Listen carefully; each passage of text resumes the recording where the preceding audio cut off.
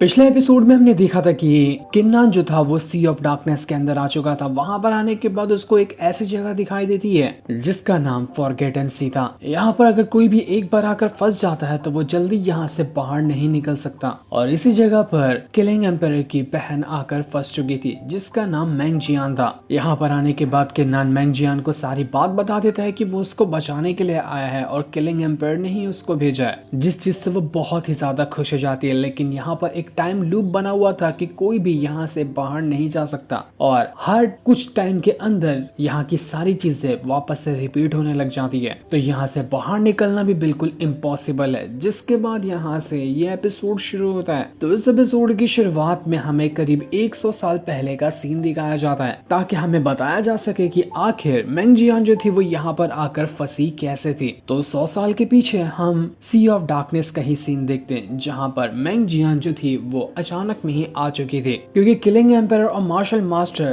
पहले से ही सी of darkness के अंदर जा चुके थे ट्रेजर वगैरह लाने के लिए। लेकिन उन्होंने मैंग जियान को ले जाने से मना कर दिया था क्योंकि पता ही था कि वो जगह मामूली तो नहीं है, वो जगह बहुत ज्यादा खतरनाक है। तो मैंग जियान की जान खतरे में आ सकती है। लेकिन मैंग जियान तो उनको छोड़ना नहीं चाह रही थी, इसी वजह से वो अकेले ही यहाँ पर आ चुकी थी। यहाँ पर आने के बाद वो कह रही थी कि मुझे तो यहाँ पर न किलिंग एम्पायर दिखाई दे रहे हैं, न ही कोई मार्शल मास्टर दिखाई दे रहे हैं। ऐसा लग रहा है कि मैं सबसे पहले आ गई। तो कोई बात नहीं, ये तो बहुत अच्छी बात है। मैं पहले आ गई हूँ ना, तो जब सभी आएंगे तो मैं उनको एक अच्छा वाला सरप्राइज दूंगी। वो मुझे यहाँ पर देखकर कितने ज्यादा खुश हो जाएंगे। तो एक काम करती हूँ, यहीं पर बैठकर मैं उनके आने का इंतजार करती हूँ। वो लोग आते ही होंगे। लेकिन उसे क्या पता था कि आज ही उसके साथ कितनी बड़ी गड़बड़ होने वाली है। जिसके थोड़ी ही देर बाद वहाँ पर एक बंदा आता है जिसने पूरी तरह से खुद को ढक कर रखा हुआ था और उसके थोड़ी देर आने के बाद उसका एक और साथी भी पहुंच जाता है। ये लोग भी सी ऑफ डार्कनेस के उसी हिस्से में आ चुके थे जहाँ पर अभी मैंग जियान छुपी हुई है। दूसरा वाला बंदा अपने पहले वाले बंदे से कह रहा था कि ब्रदर आप तो बहुत ज्यादा फास्ट हो, मुझे आने में थोड़ी सी लेट हो गई, उम्मीद है कि आप मुझे माफ कर देंगे। तो वो जो सीनियर ब्रदर था वो कह रहा था कि तुमने कभी ढंग से अपनी कल्टीवेशन में ध्यान दिया है? कभी ध्यान देते ही नहीं है तो तुम्हारी कल्टीवेशन बढ़ेगी कैसे? और कल्टीवेशन नहीं बढ़ेगी तो तुम्हारी स्पीड ऐसे ही रहेगी। मैं जाता हूँ आगे और पीछे जितने भी हमारे और साथी आने वाले हैं ना, तुम जाओ और उनका ख्याल रखो ताकि वो लोग भी सही सलामत यहाँ तक के आ पाए। और मैं अकेले जाऊंगा, जितने भी अच्छे अच्छे ट्रेजर होते हैं ना उन सभी को ढूंढ कर लाने की कोशिश करूंगा। ये सुनकर दूसरा वाला बंदा जो था वो कहता है कि चलो आपकी बात मैंने मान लिया, आपकी बात बिल्कुल सही है, लेकिन मुझे एक छोटी सी चीज कहनी है कि अगर आप अकेले ट्रेजर लेने जा रहे हैं ना तो प्लीज ये मत करना कि सारा का सारा ट्रेजर आप ही रख लेना। हमें भी तो थोड़ा बहुत ट्रेजर दोगे ना, हम भी तो बड़ी मुश्किल से यहाँ पर आए हैं, तो हम पर भी थोड़ी मेहरबानी कर देना। जिस पर सीनियर ब्रदर कहता है कि देखो मैं तो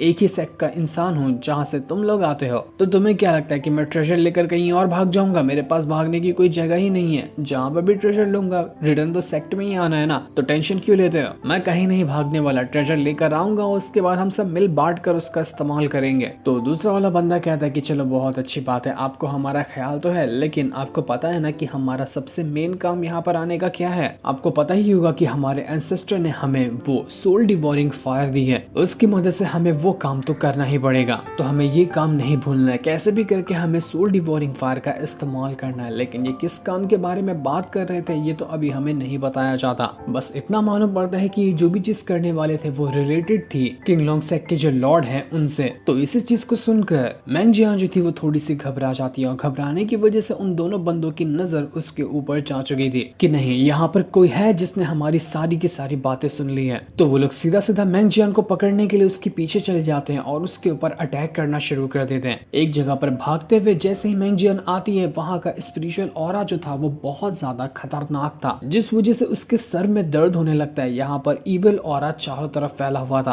और इससे जल्दी कोई बच भी नहीं सकता। वो दोनों बंदे जब यहाँ पर आते हैं तो उनको भी इस चीज की तकलीफ महसूस होती है, उनकी भी तकलीफ हद से ज्यादा हो चुकी थी। लेकिन वो लोग अपनी पावर का इस्तेमाल करते हुए एक बहुत ही खतरनाक फॉर्मेशन आसपास क्रिएट कर देते हैं, जिस वजह से वो जो डिमोनिक ऑरा था वो उनके ऊपर असर नहीं कर पाता और उनकी यहाँ पर हालत भी नहीं खराब हो रही थी। इसके बाद वो जो सीनियर ब्रदर था वो मैंग जियान के ऊपर एक बहुत ही ज्यादा खतरनाक अटैक कर देता है। जैसे ये अटैक लगा था मैंग जियान तो सीधा ही अचानक में फॉरगेटन सी के अंदर जाकर गिर जाती है। मतलब कि यही दोनों वो इंसान थे जिन्होंने मैंग जियान को फॉरगेटन सी के अंदर फेंक दिया था। वो जो दूसरा वाला बंदा था वो अपने सीनियर ब्रदर से कहता है कि भाई साहब ये क्या हो गया, हमने तो लगता है इसको मार दिया, लेकिन अगर कैसे भी ये बचकर बाहर निकले ना तो हमारे बारे में सबको बता देगी, हमारी तो वाट लगनी ही है, हमें ये नहीं करना चाहिए था, बस इसको डरा कर भगा देना चाहिए था। तो सीनियर ब्रदर जो था वो यहाँ पर कहता है कि तुम्हें पता है, मैंने ना एक बात सुनी है शानडाउ लीग वालों से कि कोई भी फॉरगेटन सी के अंदर एक बार गिरता है ना तो चांस ही नहीं है कि वो वहां से जिंदा बचकर बाहर निकल कर आए। तो तुम्हें क्या लगता है कि ये लड़की वापस वहां से बाहर निकल कर आ पाएगी? जिंदगी में कभी भी नहीं। तो हमारे फंसने के चांसेस तो बिल्कुल ना के बराबर है, हम कभी नहीं फंसेंगे। लेकिन हाँ, तुम्हें बहुत ज्यादा डर लग रहा है ना कि लड़की बाहर आकर हमें फंसा देगी, तो तुम्हें मेरे साथ रहने का कोई हक नहीं है। मैं ऐसे डरपोक इंसान को अपना साथी नहीं बनाना चाहता। तो वो सीधा अपना डैगर निकालता है और अपने दूसरे वाले बंदे के आर पार ही घुसेड़ देता है और उससे कहता है कि तुझे डर लग रहा था ना, फिक्र हो रही थी इस लड़की की, तो अब जाओ उसी के साथ रह, जाकर उसको कंपनी दे देना। इतना कहने के बाद तो वो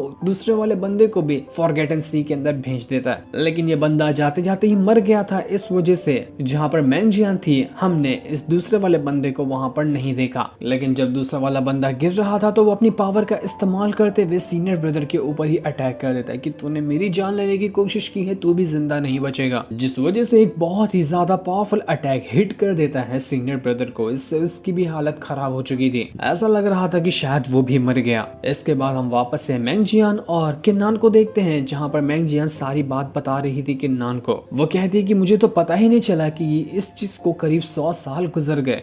ऐसा लग रहा था कि मैंने अभी के अभी सुना है सोल डिवोरिंग फायर के बारे में, और वो दोनों बंदे कुछ गड़बड़ी करना चाह रहे, इसलिए तो मैं तुम्हें घसीटते हुए ले जा रही थी। लेकिन तुम्हारा जो ये ब्रॉन्ज मिरर है ना, उसकी पावर की वजह से मुझे पता चला कि इस चीज को तो 100 साल गुजर चुके हैं। समझ नहीं आता कि 100 साल का अरसा इतनी जल्दी कैसे बीत गया। जिस पर किन्नान कहता है कि मुझे अब जाकर समझ में आ रहा है कि असल में वहाँ हुआ क्या था। मैंने मार्शल मास्टर से बात करने की कोशिश की थी, उन्होंने मुझे बताया कि किलिंग एम्परर हमेशा से यही सोचते हैं कि जो भी हुआ था उसमें उनकी ही गलती थी और उन्हीं की वजह से तुम हमेशा के लिए यहाँ पर आकर फंस गए। लेकिन अब मुझे पता चल रहा है कि उनकी कोई गलती नहीं थी। अगर तुम सी ऑफ डार्कनेस के अंदर आ भी गई थी ना, तब भी किलिंग एम्परर आकर तुम्हें बचा लेते। अगर ये दोनों बंदों ने तुम्हारे ऊपर अटैक ना किया होता तो गलती तो असल में उसी दोनों बंदे की थी जिसका इल्जाम किलिंग एम्परर 100 साल से अपने कंधे पर लिए हुए हैं। इसी इल्जाम की वजह से और इसी चीज के गुस्से की वजह से उन्होंने न जाने अनगिनत लोगों की जान ले ली, दुश्मन के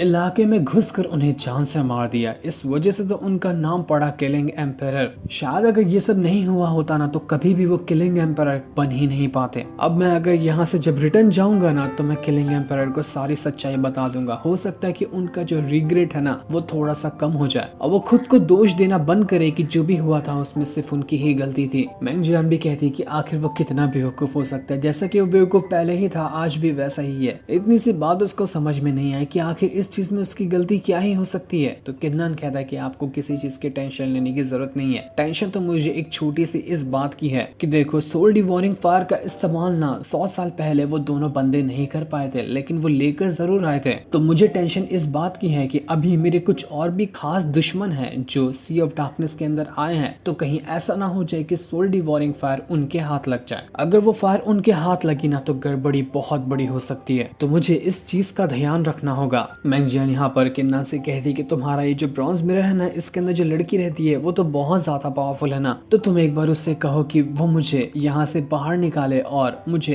किलिंग एम्परर के पास ले जाए। मैं बहुत ज्यादा थक चुकी हूँ यहाँ पर रहते रहते, मुझे यहाँ से बाहर निकलना है। क्या तुम ऐसा कर सकते हो? ऐसा हो गया तो तुम्हारी बहुत मेहरबानी होगी। लेकिन वो जो लड़की थी वो यहाँ पर मैंग जियान से कहती है कि मैंने कोशिश की तुम्हें बाहर निकालने की, लेकिन बाहर नहीं निकाल पाई, क्योंकि तुम्हें पता है सी ऑफ डार्कनेस का जो एम्परर है ना उसका राज चलता है फॉरगेटन सी के ऊपर, और उसी ने अपनी पावर की मदद से तुम्हें हमेशा के लिए यहाँ पर कैद कर दिया। तुम कभी भी यहाँ से बाहर नहीं निकल पाओगी। अगर जबरदस्ती मैंने या फिर किसी और ने भी तुम्हें यहाँ से बाहर निकालने की कोशिश की ना तो सी ऑफ डार्कनेस का जो एम्परर है वो जाग जाएगा, और अगर वो जागा तो सी ऑफ डार्कनेस के अंदर ऐसी तबाही आएगी जिसकी कोई हद नहीं होगी। इसलिए मैं चाह कर भी तुम्हें यहाँ से बाहर नहीं निकाल पा रही, क्योंकि सी ऑफ डार्कनेस का एम्परर अगर जागा ना तो वो बहुत ज्यादा गुस्से में होगा। तो तुम्हारे ऊपर जिम्मेदारी है जितने भी लोग सी ऑफ डार्कनेस के अंदर मौजूद है ना उनकी जान की। तुम्हें बाहर निकालने के बदले उन सबको अपनी जान से हाथ धोना पड़ेगा। ये चीज सुनकर मैंग जियान जो थी वो बहुत ही ज्यादा उदास हो जाती है। वो उस लड़की से कहती कि ठीक है, तुम्हारी बात पूरी तरह से समझ गई, अब मुझे और कुछ समझने की कोई जरूरत नहीं है। इसके बाद मैंग जियान जो थी वो वहां से थोड़ा दूर आकर खड़ी हो जाती है और वो खुद में ही कह रही थी कि धीरे धीरे करते हुए मेरी पूरी की पूरी जो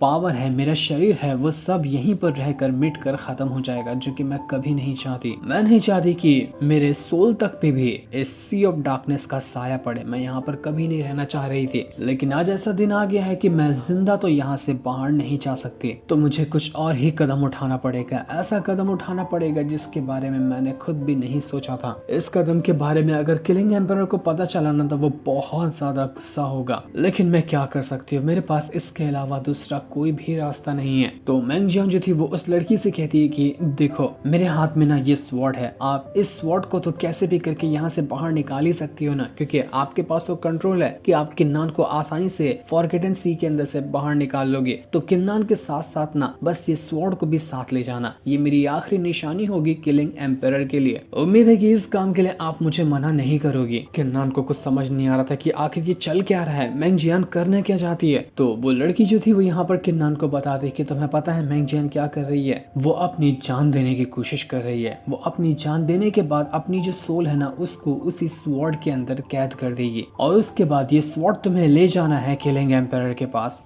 ताकि जिंदा नहीं तो क्या हुआ, लेकिन मरने के बाद सोल के रूप में वो किलिंग एम्परर से मिल पाएगी। यही चीज ये मैंग जियान यहाँ पर करने के लिए जा रही है। किन्नान कहता है कि नहीं नहीं, ऐसा नहीं हो सकता, ये क्या कर रही हो मैंग जियान तुम। वो उसको रोकने की कोशिश कर रहा था, लेकिन मैंग जियान कहती है कि एक कदम भी आगे बढ़ाने की जरूरत नहीं है। उसने अपनी पावर की मदद से किन्नान को स्टॉप ही कर दिया था। वो कहती है कि बस किन्नान, तुम्हें नहीं पता कि मैं कितना ज्यादा तड़पी हूँ किलिंग एम्परर के लिए। मुझे इससे फर्क नहीं पड़ता कि मेरी जिंदा शरीर जाएगा किलिंग एम्परर के पास या फिर सिर्फ मेरी सोल जाएगी, मुझे बस किलिंग एम्परर को देखना है। अब और ज्यादा मुझसे बर्दाश्त नहीं हो सकता। तुम्हारा मैं दिल से शुक्रिया करना चाहूंगी जो इतना लंबा सफर तय करके तुम किलिंग एम्परर के कहने पर मुझसे मिलने के लिए आए। तुम्हारा ये एहसान मैं कभी नहीं भूलने वाली, लेकिन तुम्हें भी मेरी फीलिंग समझनी होगी। यहाँ पर दिन दिन रहकर खुद में तड़पते रहना, वो भी बिल्कुल अकेलेपन के साथ, ये बिल्कुल भी अच्छी फीलिंग नहीं है। इसलिए मुझे जाने दो और मुझे मत रोको। उम्मीद है कि तुम मेरी बातों को समझोगे। इतना कहते साथ ही मैंग जियान जो थी वो सीधा का सीधा आग में जाकर कूद जाती है, जिस आग के अंदर उसने पहले ही अपनी स्वॉर्ड को रख दिया था।